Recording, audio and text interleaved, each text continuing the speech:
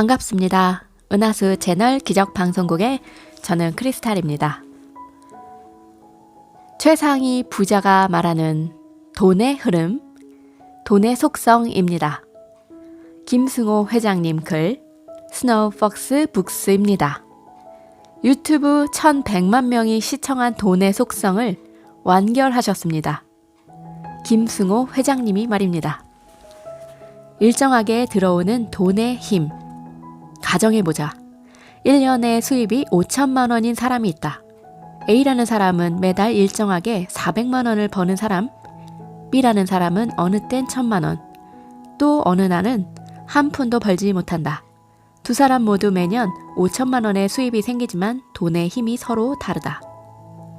수입이 일정하게 발생한다는 건 그 수입의 질이 비정규적인 수입보다 좋다는 것이다. 질이 좋은 돈은 다른 돈을 잘 불러 모으고 서로 붙어 있어도 흩어지지 않는다. 비정규적인 돈보다 힘이 강해서 실제 액면 가치와 상관없이 잠재 가치 척도 주가 수익률이 높다. 농사를 짓는 데 필요한 강수량이 1000ml라고 가정해보자. 그런데 봄에 한 번 500ml 퍼붓고 가을에 한 번 또 500ml 퍼붓는다면 그 땅에서 농사를 지을 수가 없다. 홍수가 아니면 가뭄이기 때문이다. 대신에 하루 10ml씩이라도 꾸준히 매일 내리면 상당히 좋은 결실을 볼 수가 있다.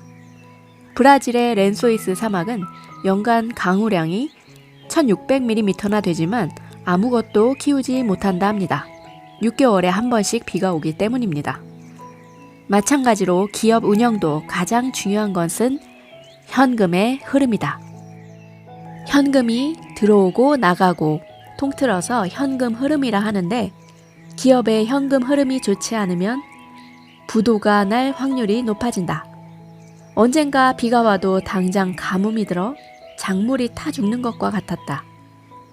몸 안에 피도 일정하게 흘러야 사지가 움직이고 호흡도 일정해야 생명이 연장되며 음식도 일정하게 먹어야 죽지 않는다. 너무나 쉽게 설명하시죠? 10분 동안 물속에 있다가 모자란 숨을 몰아넣는다고 사람이 살아날 수는 없다. 굶어 죽은 사람 입에 고기를 넣어준다고 사람이 살아나지 않는 것처럼 말이다. 돈도 이와 같다.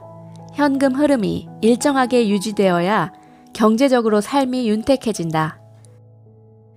돈이 일정하게 들어온다는 건 체계화된 경찰이나 군인 수백 명만으로 수천, 수만 명의 군중을 효율적으로 통제하는 것과 같다. 이 흐름이 거친 인생을 통제할 수 있는 상태를 만들어준다. 장사나 사업을 계획 중이라면 개천을 막아 여름 한철 하루 1,000만 원 매출을 올리는 사람을 부러워 말고 매일 수십만 원씩 꾸준한 돈이 들어오는 국밥집을 부러워해야 한다. 여름철에 번 1,000만 원은 그 돈이 솜사탕처럼 가벼워 만지기만 해도 쉽게 부서지지만 국밥집 100만 원은 단풍나무처럼 단단해서 건물도 만들어낼 수 있기 때문이다.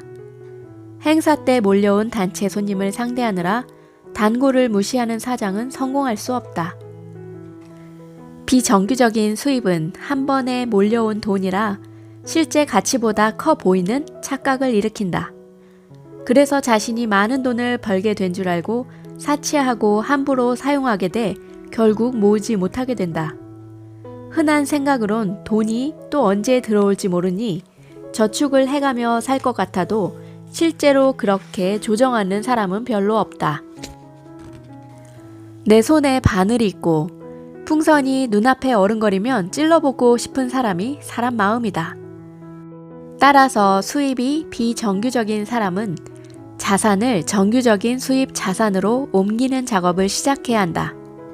연예인, 강사, 학원 교육자, 건설 노동자, 시즌이 있는 사업체 소유자, 운동선수, 개원 의사처럼 수입이 일정하지 않은 직업을 가진 사람이 여기에 해당되는데 수입이 일정하지 않다는 말은 또 다른 말로 개인의 재능이나 재주가 많아 단기간 많은 수입을 얻는다는 뜻이다.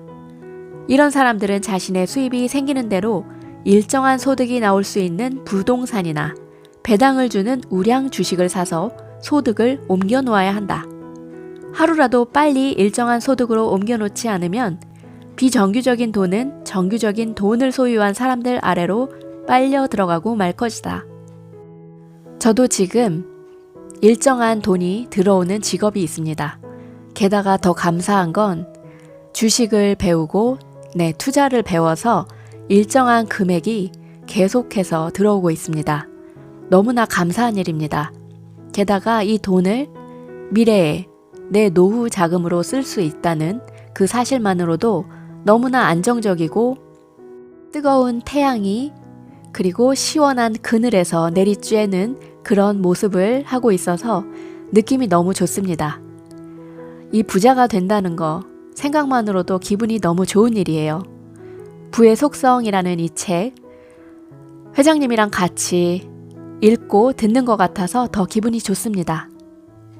내가 청년으로 다시 돌아가 부자가 되려 한다면 우리 부모 세대에는 저축이 가장 좋은 투자였다. 집집마다 통장도 여러 개, 적금을 붓지 않는 사람이 없었다. 1971년에 7월 당시 한국신탁은행 광고에 나온 이자율이 25.2%였다. 어마무시하죠? 80년대에도 이런 이자율이 지속되다가 1991년 금리 자유화가 이뤄지며 10%로 떨어졌다. 한국예금은행의 최고 이자율 기록은 연 30%까지 오르기도 했다. 1965년 9월입니다. 만약 1971년도에 100만 원을 복리로 저축해서 지금까지 가지고 있었다면 무려 2,600억 원이다. 놀라고 또 놀랍니다. 저축할 만했습니다. 그래서 어르신들 중에 지금까지도 저축이 최고인지 아는 분이 많다. 그런 분 많죠? 저기 이북에서 오신 분들과 그리고 전원주님. 제가 투자왕 전원주님을 아까 영상으로 뵀는데 정말 인상적이었습니다. 크나큰 저축왕 부자 전원주님 감사합니다. 자, 사회생활을 처음 시작해서 급여가 생기기 시작하면 청년들도 제일 먼저 적금을 넣거나 은행에 저축을 하는 것으로 금융투자를 시작한다. 관성이다. 그러나 이젠 저축을 통해 부자가 되는 건 더 이상 불가능하다. 사실 손실이 나고 있다. 2% 정도의 물가 상승률과 이자 과세 15%를 떼고 나면 사실 원금이 줄어든다. 은행이 현재 1.75%의 이자를 지불하고 있기 때문이다. 적금도 별반 차이가 없다.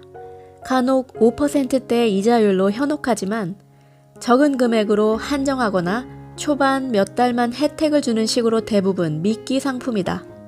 저축으론 결코 부자가 될 수 없다. 부자가 되기 위해서는 종잣돈이 필요하고 이 종잣돈을 모을 때까지는 은행을 이용해야 한다. 아주 영리하게 3% 이상의 상품을 찾아낼 수가 있다. 물론 은행도 망할 수 있으니 원금 보장이 되는 5천만 원 내에서 예적금을 들어야 한다. 만약 지금 30에 45세에는 부자가 되겠다고 목표를 세웠다면 연간 16.5%의 이익을 복리로 낼 수 있어야 한다. 현재 25살이라면 5천만 원으로 16.5%의 이익을 45세까지 낼 때 10억 원의 자산가가 된다. 일찍 시작할수록 훨씬 유리하다. 내가 만약 지금 25살 직장인 청년이고 지금의 내 모든 경험과 지식을 이용할 수 있다고 가정하면 나는 은행에 저축해서 종잣돈을 마련하는 일은 하지 않는다. 차라리 매달 급여에서 50만 원 정도의 돈을 빼서 한국에서 제일 큰 회사에 주식을 사겠다. 가격이 오르내리는 것은 상관없다. 매달 같은 날 50만 원씩 주식을 사 모을 것이다. 현재 가장 큰 회사라면 삼성이다.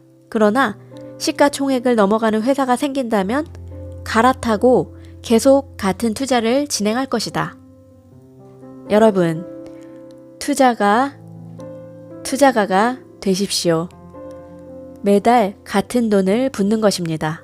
이게 바로 최고의 부자가 얘기하는 부자가 되는 방법입니다. 젊음과 50만 원 일정 금액을 투자한다. 감사합니다.